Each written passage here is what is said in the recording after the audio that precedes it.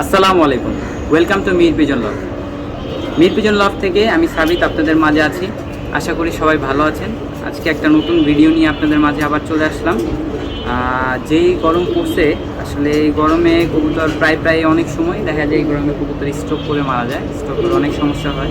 তো এই গরমে আমরা কবুতর কীভাবে সুস্থ রাখবো এটা নিয়ে আজকে কথা। আমার হাতে একটা কবুতর আছে, এটা হলো একটা পাখি নর।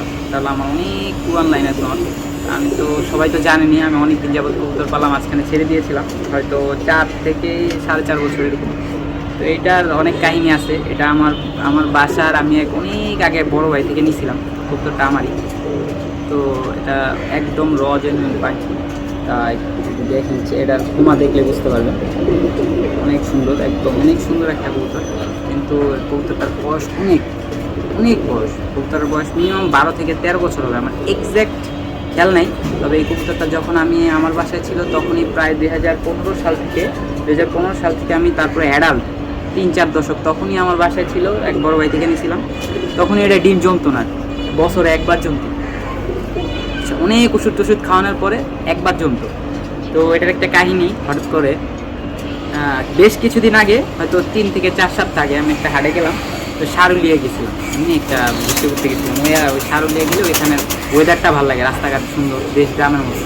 সারুলিয়া গেছিলাম ঘুরতে, যে দেখি যে কবুতরটাকে একটা ভাই বিক্রি করতেছে। আমি তো কবুতরটা দেখেছি না, যে এটা আমার কবুতর। জিজ্ঞেস করলাম বাইরে যে ভাই এই কবুতরটা কেমনি কি? যে বললো কবুতরটা ভাই পাখি কবুতর, খুব ভালো কবুতর ভাই।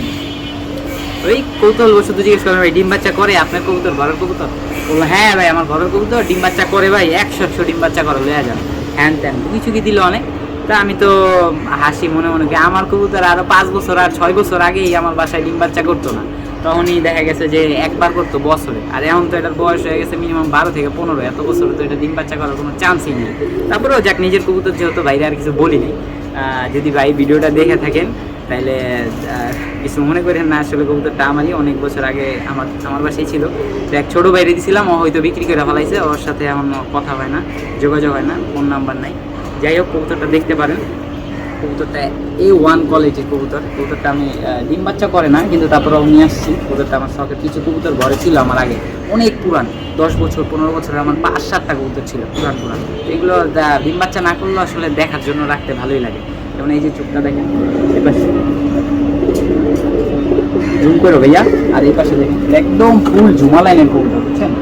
একদম ঝুমা লাইনের কবুতর। রোদ্রে নিলে যদি দেখেন, দেখা যায় কি না, শেপটা মাশাআল্লাহ অনেক সুন্দর। ঝুমা লাইনের কবুতর, ওর এক চোখ কিন্তু কানা না, ওই সবসময় ভিজা থাকে চোখটা, এরকমই অনেক আগের থেকে এরকম। যাক, এটা নিয়ে আজকে আর না বলি, নেক্সট ভিডিওতে অন্য বিষয় নিয়ে কথা হবে ইনশাল্লাহ। সবাই ভালো থাকবেন, আজকের মতো এতটুকুই। আসসালামু আলাইকুম।